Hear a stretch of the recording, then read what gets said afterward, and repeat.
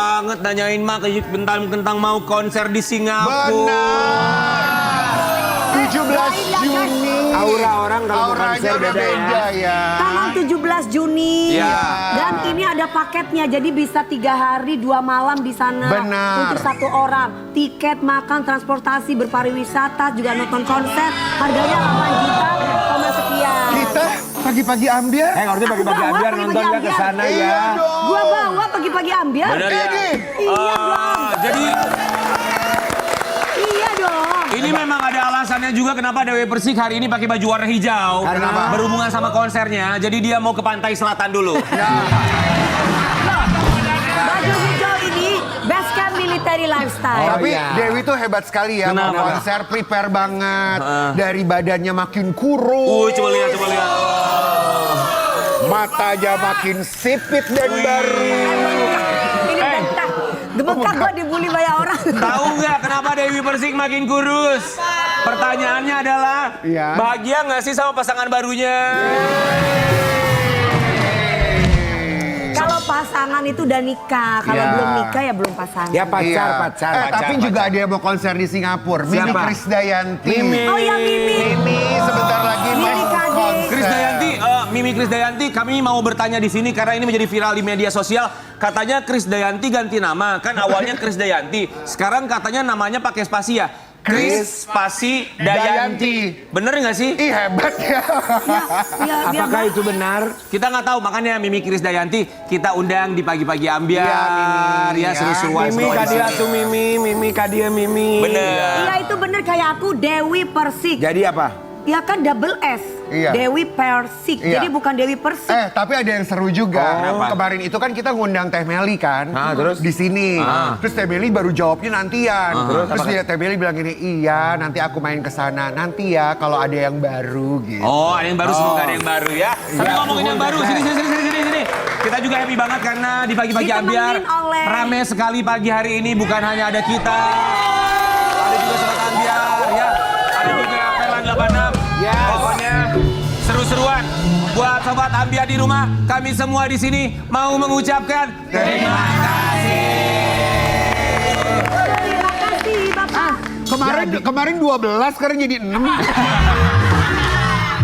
Lu jangan bongkar gitu. 12. Kurangin aja. Satu orangnya 50.000. 5 kali 6. Jadi tiga berapa? Oke, Sobat Ambiar kita akan langsung hadirkan bintang tamu yang pertama. Yang satu ini dulu sering warawiri di layar televisi. Iya. Dia adalah senior aku, dia yang mengajarkan aku banyak hal termasuk juga bagaimana untuk menjadi seorang presenter.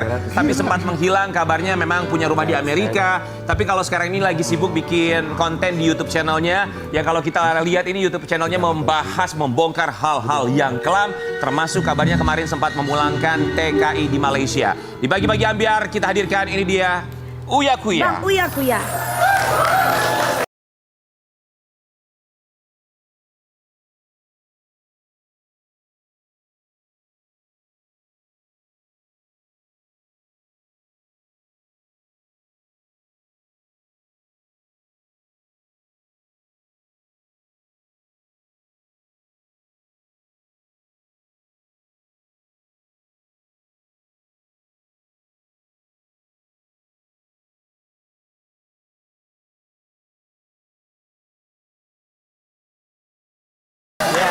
Tapi Uya kayaknya bahagia Lagu apa banget sih ya. enak loh tadi? Enak ya lagu. Makin seger gitu. Oh iya dong, Iya. harus segar. Dia makin seger, goyang dikit doang sebenarnya langsung aduh asam urat. Tapi emang iya loh, Papi Uya makin ganteng loh. Kurusan Gede. ya, Papi kurusan ya? Makin Iya. gede. Kurusan. Kurusan dikit, tapi kemarin sempat waktu berapa bulan yang lalu naik 5 kilo, sekarang udah turun 5 kilo lagi. Tapi bagus Diet enggak? Enggak, gue nggak pernah diet. Nggak pernah diet Nggak ya. pernah diet. Makin viral aja ya. Iya. Uya Kuya, kami semua di sini mau mengucapkan terima kasih. Sudah menyempatkan waktunya Papi datang ke sini. Aku tuh suka deg-degan sekarang ngelihat YouTube channelnya Uya Kuya ngebahasnya tuh aduh hal-hal yang bikin deg gitu. Sebetulnya sih deg-degan tergantung dari sudut pandang lo siapa. Nah, Ya kan? ya. Kalau yang deg-degan berarti emang yang harusnya deg-degan. Oh. Coba siapa yang deg-degan nonton konten-kontennya Uya Kuya ya. Buat sahabat Ambiar, kita mau kasih lihat dulu. Ini dia ada perjuangan dari seorang Uya Kuya yang kemarin berhasil memulangkan TKI dari Malaysia. Apa alasannya? Surya Utama alias Uya Kuya. Ini jadi pertanyaan kita semua ya. Sebelum apa alasan Uya Kuya tergerak untuk bisa memulangkan beberapa TKI dari Malaysia ke Indonesia? Tapi awalnya tuh dapat infonya bahwa ada TKI yang harus diselamatkan atau minta diselamatkan itu dari mana sih? Jadi gini, Nge-DM kah atau dari mana? DM. Wah. Jadi sebetulnya kalau gue lihat dari demografi dan juga orang-orang yang follower gue di Instagram dan subscriber YouTube gue itu, Ya. kalau di Instagram itu hampir 20% semua TKI. Hong Kong, Malaysia, Saudi, Arab, Taiwan, itu rata-rata TKI. Followersnya Uya Kuya? Followers. Oke. Begitu pula subscriber juga. Oke. Karena mereka tuh yang seneng yang zaman gue nonton hipnotis dan lain sebagainya, Iya. prank-prank gitu kan. Iya. Nah, sebetulnya dari beberapa tahun yang lalu sudah mulai ada yang pengaduan-pengaduan. Pengaduan-pengaduan yang kok disiksa di luar negeri, mereka nggak digaji. Ada yang sampai 30 tahun di Arab sampai sekarang nggak digaji. Kerja 33 tahun, bayangin. Kok bisa? Terus di Malaysia ada yang main 20 tahun nggak digaji sama majikannya. Ada yang sampai disiksa. Ada yang sampai meninggal dunia. Sampai karena ditelantarkan, tidurnya harus di luar sama anjing. Oke. Tidur di luar. Sampai kulit-kulitnya ngelupas. Ada lagi macam-macam itu ngeri-ngeri. Ada yang mereka dibuang di pinggir jalan aja. Karena mereka rata-rata yang begitu adalah yang masuk secara ilegal. Jadi ini Jadi dipermainkan kalau misalkan diperdagangkan. Jadi Iya, ini iya. mafianya banyak nih yang dagangin orang manusia di Indonesia ke luar negeri. Jadi ini korban human trafficking? Yes. Oke, tapi apa yang membuat Uya Kuya akhirnya tergerak? Kalau misalnya ngomongin soal pengaduan, pasti kita juga yakin lah banyak yang DM-in Uya Kuya dari misalnya TKI atau segala macam permasalahan yang beda-beda. Tapi yang membuat Uya Kuya tergerak akhirnya membantu TKI yang meminta untuk dipulangkan. Ada seseorang anak di Indonesia yang nangis-nangis minta tolong karena di luar itu ibunya tidak bisa dihubungin selama berapa tahun. Nah itu belum sebelum ini nih. Ya. Akhirnya kita cari tahu lewat sana, akhirnya ketemu. Tapi ibu itu tidak bisa pulang karena mereka datang masuk ke sana ilegal. Jadi kan kalau orang kan kalau kerja di luar negeri itu harus ada visa kerja kan. Betul. Kalau orang keluar negeri itu tidak dengan visa kerja, dia dengan visa turis. Otomatis 30 hari setelah itu overstay. Iya. Mereka nggak akan bisa pulang. Dan rata-rata yang ilegal itu mereka paspor ditahan. Betul. Dan disita. Betul. Nah dari situ, habis itu gue ngeliat tuh gila kasihan-kasihan banget ya. Nah sampai akhirnya kemarin banyak banget dari Malaysia yang pada DM. Ya. Akhirnya kita berangkat ke sana, kita datang ke shelter, kita datang ke KBRI. Terus kita ngobrol-ngobrol sama orang-orang di KBRI. Ternyata banyak banget orang-orang Indonesia yang ilegal dan mereka bagus yang udah di shelter, dapat perlindungan dari KBRI kan. Iya. Tapi banyak ribuan orang kita yang di penjara. Di penjara? Ya, Di penjara. karena ilegal. Ilegal. Tapi ada juga nih majikan-majikan sana yang bandel-bandel gini. Dia tahu ngambil tenaga kerja di Indonesia ilegal. Jadi nggak ada kontrak kerja kan. Terus mereka gajinya nanti bilang gajinya nanti kita tahan dulu deh, kita tabung. Oke. Pas udah 3 tahun 2 tahun dilaporin. Alasannya? Ini ilegal di penjara. Kan itu kan benar-benar kurang ajar kan. Tapi aku Iya. ada pertanyaan. Kalau aku kan lebih banyak pengalamannya di Amerika ya Pak. Iya. Kalau misalnya overstay, pada akhirnya ilegal, mereka bekerja di bawah tangan banyak Iya. juga melakukan hal tersebut. Iya. Kalau sampai ketahuan, pada akhirnya mereka dipenjara dan dideportasi. Iya. Malaysia melakukan hal yang sama atau hanya di penjara saja? Oh di penjara banyak. Tapi gini, kalau udah Tidak dipulangkan? Nah, masalah gini, dari penjara nanti keluarnya ke depo gitu kan. Nah, mereka kan juga kalau di penjara udah gitu nanti bisa dipulangkan kan. Tapi kan mereka juga banyak orang-orang yang pulangnya aja bingung. Nah, terus untuk orang-orang yang mau pulang juga mungkin disiksa tapi dia beruntung tidak masuk penjara. Dia nggak bisa langsung keluar. Oke. Dia nggak punya paspor. Prosesnya ditahan. panjang ya? Dia mesti buat SPLP gampang itu bisa ke KBRI. Oke. Tapi mereka harus bayar kompon atau denda. Dendanya itu gede Dendanya ya? itu bisa jutaan sampai belasan juta sampai puluhan juta yang mereka bingung dari mana orang gaji aja nggak terima. Oke, ini pastinya jadi pekerjaan rumah yang sangat luar biasa sekali bagi pemerintah Indonesia, termasuk juga kedutaan besar di mana negaranya banyak sekali TKI atau TKW, mereka para pejuang devisa yang bekerja di sana. Tapi kita juga yakin bahwa Uya Kuya pasti punya keterbatasan, tidak bisa membantu Betul. banyak atau Banyak semuanya. yang lagi Tapi kemarin jumlah yang dibantu dari Malaysia berapa orang totalnya? gue temen mau pulangin 10 sampai 15 orang. Oke. Yang sempat viral kemarin tuh loh, Bapak. Iya, cuma ternyata kan nggak bisa semudah itu. Mereka tuh nggak bisa langsung pulang kan, mesti ngurus surat, ngurus denda. Iya. Jadi akhirnya ada yang bisa diurus cepat. Kemarin jumlahnya 6 orang, tambah 1 jadi 7 orang di last minute di hari sebelum mereka pulang. Dan ada 2 orang tambahan sebetulnya, tapi itu bukan terlalu bermasalah. Oke. Cuman itu ada kayak orang yang datang ke sana terus hilang paspor, kecopetan kayak gitu loh kurang Oh, itu lebih. fine ya. Ketika Iya. mengurus denda itu apakah dari Papi sendiri juga yang mengeluarkan dana Yes. buat mereka? Oh, luar biasa. Mau nanya dong. Iya, Total Iya. dari 9 orang berarti ya. iya. Tiket pesawat, denda. Itu semua dari Uya Kuya. Enggak, kalau kemarin yang 7 orang itu kebetulan dendanya udah selesai. Oke. Jadi gue cuman ngulangin ke Indonesia sampai ke daerahnya, Oke. plus uang buat mereka tabungan mereka biar Oke. mereka sampai Indonesia tetap ngerasain ada uang lah. Berapa yang dikeluarkan jumlah Waduh, totalnya? lupa gue berapa ya? Di atas 500? Enggak lah, enggak Nggak nyampe ya? enggak banyak. Oke, ini juga ada satu yang menjadi viral di Iya. media sosial, Iya. salah satu yang terbantukan oleh Uya Kuya. Kita mau kasih lihat, Uya Kuya juga sempat posting di media sosialnya. 43 tahun di penjara di Malaysia, Bapak Jamil bin... Oh, kemana tuh? Oke, kita kasih lihat dulu postingannya. Ada seorang bapak ya. Tadi mungkin Uya Kuya bisa lihat juga, Ya, ini dia. 43 tahun di penjara di Malaysia, Bapak Jamil bin Wahab meninggalkan Indonesia sejak tahun 1978 ke Wow. Malaysia. Dan masuk penjara di Malaysia sejak umur 20 tahun. Kemarin mendapatkan pengampunan dan bebas murni di usia 63 tahun. Bapak ini kita pulangkan hari ini ke Indonesia, kita biayai sampai ke kampungnya di NTB. Tapi dia lupa alamat dan rumahnya. Wow. Kalau ada keluarganya di Desa Tepas, NTB, kabari saya. Ini 43 tahun, berarti kasusnya seharusnya berat sekali ya? Itu kasusnya senjata api ilegal. Kepemilikan senjata Kepemilikan, api ilegal. iya, 43 tahun di Malaysia. 40 tahunan lebih ya. Cuman ini bukan gue yang bebasin ya. Bukan, ini dia bebas karena dapat pengampunan dari raja, harusnya seumur hidup. Dapat pengampunan dari raja di sana. Wow, seumur hidup. Dan abis itu diurus sama KBRI Malaysia, yang urus mereka bukan saya. Iya, iya. Tapi saya yang membiayai pulang sampai Indonesia dan sampai ke kampung halamannya, dan alhamdulillah pas di posting ini langsung banyak orang tuk ini tetangga saya nih, ini paman saya.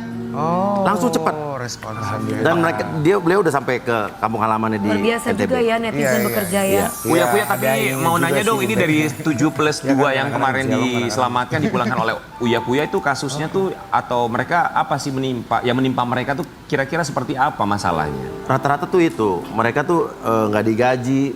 Mereka terlantar nih, kasihan yang ibu-ibu dari Bondowoso ya Trit ya? Bondowoso. Dia itu ditemukan sama polisi Malaysia, terlantar di pinggir jalan, dalam keadaan matanya tidak bisa melihat. Yang kanan tidak bisa melihat sama sekali, yang kiri masih bayang-bayang. Karena kena cairan kimia waktu dia kerja. Dan dia diusir dia udah nggak bisa kerja, diusir dari rumah kontrakan nggak bisa bayar, dia terlantar di pinggir jalan, hidup di bawah jembatan, dan akhirnya diselamatkan untuk KBRI dan ditaruh di shelter.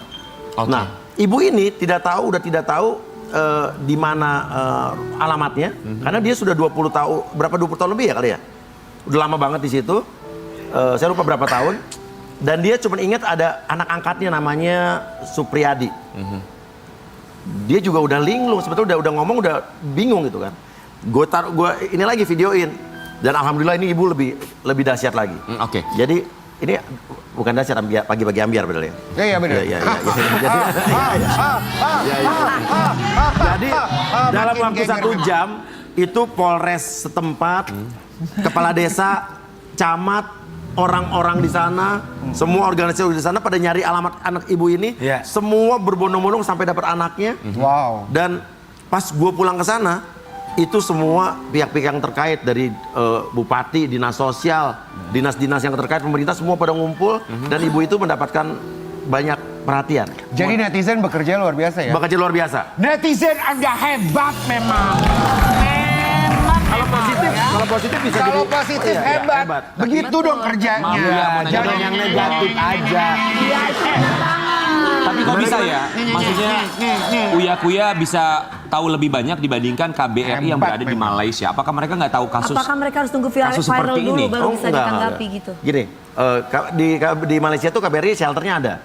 Kan tapi kan untuk jumlah orang yang segitu banyak, Iya, banyak ribuan orang, puluhan ribu, bahkan diduga sementara ini tenaga kerja Indonesia ilegal ke luar negeri itu sampai 3,6 juta. Oke. jumlahnya. Nah, tapi kan nggak mungkin juga KBRI bisa memantau orang sebanyak itu. Nah, untungnya saya adalah saya punya sosial media yang ibaratnya orang banyak ngadu ke saya. Dan saya orangnya responnya cepat. Oke.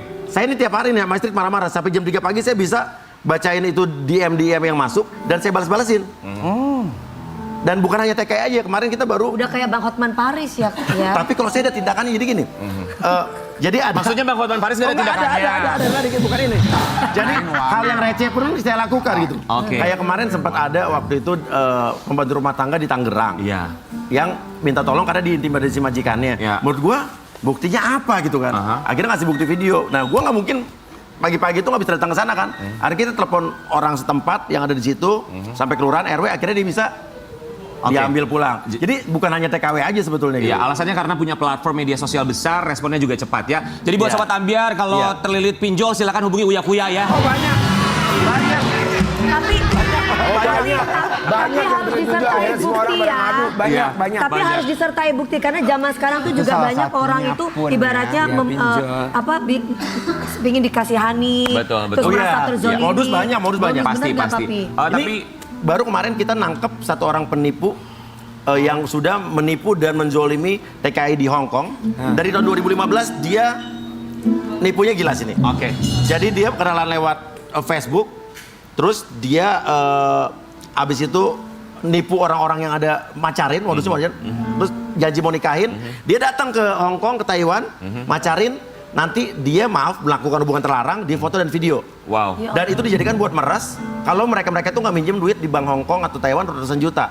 Itu korbannya udah ratus juta, miliaran, dan fotonya disebar ke Ya, seluruh media sosial kontak-kontak dan nomornya ada ya. orang yang hamil beberapa. Ya, ini itu tidak dilakukan apa-apa dan akhirnya kemarin Polda Jatim berhasil bekerja sama dan menangkap orang itu di Sidoarjo. Oh, oke. Terima kasih banyak Uya Kuya membongkar banyak ternyata sisi kelam kehidupan ya.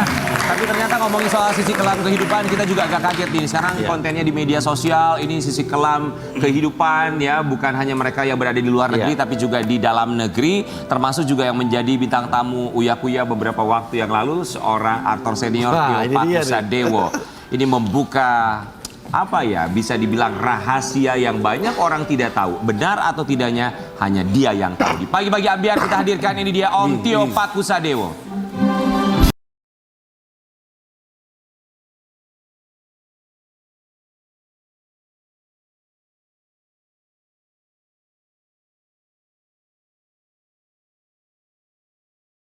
Silakan Om Tio Pakusadewo. Silakan berada di tengah. Terima kasih banyak Om Tio ya. Semakin sehat. Kami semua di sini mengucapkan terima kasih banyak Om Tio. Untuk kedua kali ya Om Tio datang ke sini ya. Om Tio, kemarin waktu konten di Uya Kuya, gimana? Uya Kuya yang mengundang Om Tio atau Om Tio yang Saya lah yang mengundang Om Tio. mengajak langsung? Oh, jadi alasannya dari Uya Kuya, apa alasannya mau ngajak Tio Pakusadewo? Awalnya kita lagi ngebahas, ini lagi hubungan dengan TKI awalnya. Ya. Karena saya lagi ngeberantas love scammer, penipu-penipu online yang di penjara yang jumlahnya sangat banyak ribuan. Ya. Korbannya juga nggak bisa dihitung lagi. Ya. Mereka itu melakukan sama kayak modus tadi tapi lewat di penjara. Ya, itu sempat viral di media sosial ya? Iya. Oke, jadi berhubungan karena penjara dan Om Tio juga memang pernah Awalnya berada itu. di sana ya Iya. 2 kali. Kita mau kasih lihat dulu ini Iya. statement dari Tio Pakusadewo yang menjadi viral di media sosial, di YouTube channelnya Uya Kuya. Om Tio, kok berani sekali sih untuk membuka apa yang terjadi di dalam itu? Ini yang tadi bikin deg-degan ya Om. Ini bukan soal berani atau nggak berani. Ini saya cuma menceritakan apa yang saya lihat, apa yang saya dengar, tanpa melebihkan, tanpa mengurangi, itu aja. Sharing pengalaman. Supaya mudah-mudahan orang memahami kondisi seperti itu gitu ya. Jadi nggak mudah hidup di penjara itu. Hidup di penjara itu justru lebih mahal daripada hidup di luar. Di penjara lebih mahal daripada hidup di luar. Iya. Misalnya hal kecil aja. Makanan ya Om. Makan, minum, tidur, mandi. Oh maaf Om, buat kami yang awam, kalau kita lihat ya, seharusnya bukannya di penjara dapat makanan ya? Cobain deh Yan. Jangan dong, Mau juga mendaling. Aku pernah coba 3 bulan. Aku pernah coba 3 bulan. Bagaimana 10 hari. pengalamannya, ha? Pengalamannya ada nasi cadong. Tuh, Apa ya? bener kan? Cadong. Iya. Iya kan, Nasi Om? cadong tuh apa, Wi? Ya nasi, jadi nasinya itu nasi ngepiar gitu. Aha. Nasi cadong, tapi kalau mau makan nasi di luar bisa, tapi harganya pasti mahal. Nah, karena ada orang yang jualan di dalam. Nah, Oke, itulah. jadi makanan, hal yang simpel untuk makanan. Karena Kalau makanan jadi yang biasa standar diberikan itu apa? itu nasi cadong tadi. Nasi cadong. Nasi cadong. Jadi nasi cadong itu Nasi 5 menit sayur. pertama anget. Iya. 5 menit berikutnya kayak bola bekel. Keras gitu. Ada lauk pauknya? Ubi rebus sama kentang rebus. Seminggu sekali dapat rendang dagingnya segini. Kuahnya yang banyak ya Om. Hah? Kuahnya yang banyak. Sayur bening. Mostly sayur bening. Oke, bener nggak kalau ada yang bilang katanya ya, ini saya nggak tahu, mungkin klarifikasinya dari Om Tio. Kalau yang berada di dalam lapas itu, di dalam rutan, kalau air mineral itu juga susah katanya. Air mineral ada, tapi bukan aqua. Merek tertentu lah yang dikelola sama mereka yang Yang berbisnis di sana ya Om. Foundation. Oh, Rutan Mineral Water, The Rutan Business Foundation. Ya berarti nggak masalah juga dong kalau memang disediakan, yang penting disediakan kan? Ya nggak masalah. Harganya Tapi kalau Iya, mau tapi kalau nggak punya duit kan nggak bisa. Sebentar, harganya emang harus bayar? Bayarlah, Untuk beli air mineral, Ya bayar. bayarlah, air mineral harus bayar? bayar. Berapa harganya? Aku nggak tahu. Ini aku bicara ketika aku di dalam ya, Iya. bukan tahun sekarang. Oke. Ya, tahun 2-3 tahun yang lalu. 3 tahun yang lalu. Aku lupa itu harganya berapa itu. Tapi yang jelas nggak ada air lain kecuali air itu. Nggak ada air lain selain air itu yang kita harus beli? Yes. Oke. Apalagi? Om kalau nelpon Om, Bayar juga pasti. ya, Om, nelpon ya. gitu, pakai handphone gitu. mana boleh pakai handphone Emang di boleh penjara. pakai handphone dari Lu dalam? pikir di hotel pakai handphone? Maksudnya Dalam penjara tadi kan pakai semuanya bayar, tapi kan kalau nelpon bisa nggak kayak misalnya handphone pinjam atau pakai Ya telepon? bayar ya Om, kalau nggak salah ya. Kalau punya handphone sendiri ya nggak bayar lah. Kalau punya handphone sendiri nggak bayar, Tapi maksudnya ada handphone yang disewain. Oke. Ada handphone yang punya sendiri. Cuma ngecharge harus bayar. Sebentar, punya sendiri berarti kalau Om Tio bilang punya sendiri berarti boleh bawa handphone ke dalam lapas? Bacanya bareng. Nggak boleh. Tapi ada. Oke, kita mau kasih lihat artikel yang satu ini ya. Tio Pakusadewo bongkar soal oknum napi. Bukalapak jual HP di lapas. Uya kuya kayak podcast komedi hari ini. Tuh gimana tuh? Jadi bisa beli handphone di dalam. Waktu zaman aku iya. Oke. Kayak Ada yang jual. Ya ada yang beli lah kan gitu. kayak handphonenya pilihan kayak di ITC gitu. Masa kayak di ITS? Lu pikir itu bang jualan HP lu? Tapi pertanyaannya bagus kan? Tapi lebih Kan kita banyak. kagak tahu jualannya gimana. Iya benar. Cara jualnya lebih banyak door to door. Door to Oh, door. door to door. Yang menjual itu siapa Om? Ya napi lah. Oh, yang menjual napi ya? Napinya dari mana bisa dapat handphone itu Om? Kan sesama napi. Nanti saya tanya dia dapat dari mana ya. Oke, Om Tio kalau misalnya napi yang jual, tapi kan kita juga yakin ya mereka yang bekerja di lapas dan juga rutan pasti melakukan sidak atau pengawasan yang ketat. Emang nggak ketahuan ya kalau orang jualan handphone, napi jualan handphone, door to door? Enggak kayaknya. Enggak door to door kayak yang lo bayangin ya. Ya. Ya, lo mau Kamu mereka butuh diusahain gitu. Diam-diam gitu. Dia butuh diusahain. Ada sidak juga, Nom? Ada. Disita nggak handphonenya? Iya masuk ke toilet kalau udah disidak. Disita. Dibuang. Tapi sidaknya sidak-sidakan kayaknya. Sidak-sidakan itu apa sih? Iya kan? Om Tio sidak-sidakan itu apa? Gimana maksudnya? Aduh aku jadi inget gue dulu. Gitu pernah. Jadi Sidak-sidakan itu sidak apa? itu ada sidak gabungan, ada sidak yang dari dalam. Kalau sidak gabungan tuh biasanya, tapi udah dikasih tahu dulu tuh, enter jam 3 nih ada sidak ya dari semua nih dari apa Kanwil pusat dari mana-mana akan itu handphone dikumpulin. Oke. Kumpulin Kalau handphone. ketahuan ya Om. Oh, jadi di briefing dulu dikasih tahu dulu. Settingan kayak uya-uya dulu. Oh, ya punya dulu settingan. Uya-uya lu settingan. Lo pikir semua artis di Indonesia kagak settingan? Yang bedanya gue aja ngaku, yang lain nggak ngaku. Oh, settingan uya punya. Emang bedanya siapa? di konten mereka gitu ya. Jadi kabar katanya sebuah artis settingan. Aduh jadi ingat temen gue namanya Rian Ibram sama Dewi Persik. Jangan ngomong settingan, kita nggak Kita pernah yang tahu gak lu. pernah settingan. Lu ya, yang bener aja kita. Salah. Jangan suka menyebar fitnah lu, Karen. Oh, bener Ki. Masa hubungan kita dibilang kayak mukanya Karen Delano penuh settingan? Lanjut nih, sudah settingan. Tapi tahu nggak? Ada aja muka tahu nggak settingan. Kenapa? Aku kan paling malas ya terima masalah di wawancara paling udah banyak, tapi banyak yang aku nggak mau juga. Tapi waktu Uya ngubungin, gue langsung iya tuh kenapa tahu nggak? Kenapa? Karena udah hijrah dia.